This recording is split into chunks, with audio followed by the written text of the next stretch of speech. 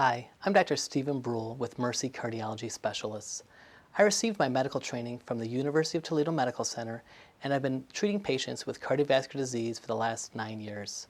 This program was created to help you understand how and why a coronary angioplasty, sometimes called balloon angioplasty, is performed. The video you are about to see will help you understand the steps of a coronary angioplasty and how this procedure is designed to help restore the flow of blood through your coronary arteries.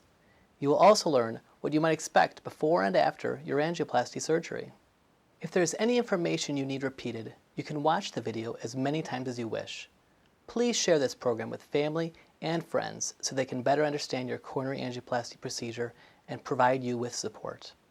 Let's start by learning how this procedure works to expand your artery and improve blood flow.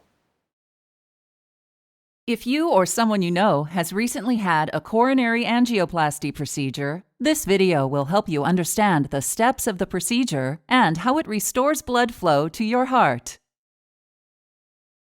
Coronary angioplasty, also called percutaneous transluminal coronary angioplasty or balloon angioplasty, is a procedure performed on blood vessels called coronary arteries that supply your heart muscle with oxygen.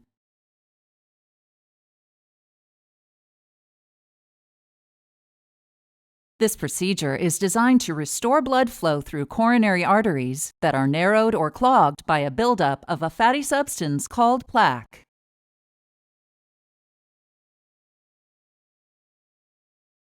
At the hospital, your healthcare team will explain the treatment and get your informed consent. Then, an intravenous line will be started. You will be placed on a heart monitor, and you will be given a sedative to help you relax. Most coronary angioplasty procedures last between 30 minutes and 3 hours. Depending on whether the angioplasty is done through an arm or leg artery, the doctor will numb the skin in your groin or wrist area. Then a needle will be inserted through your skin and into your artery.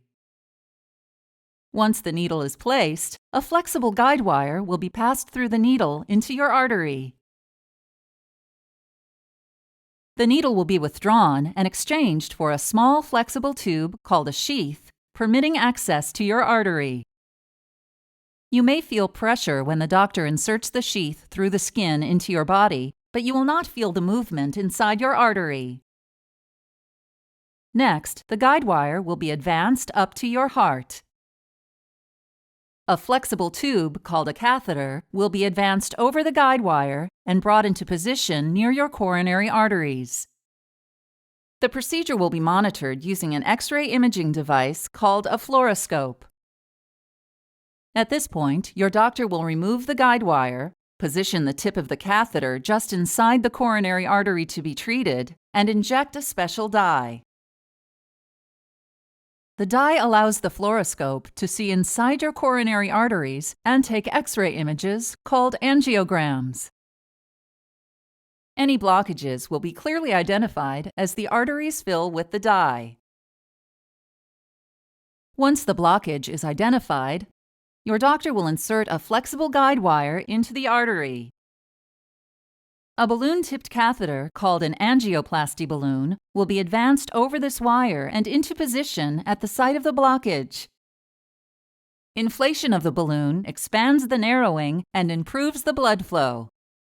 You may feel some chest discomfort while this is happening.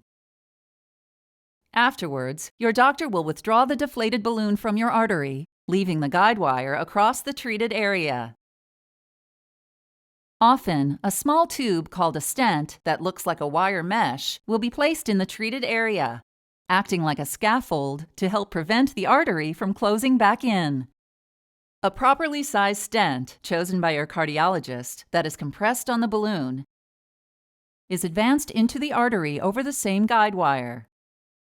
When the balloon is inflated, the stent will expand and lock into place. After the balloon catheter is withdrawn, the stent will remain behind to hold the artery open.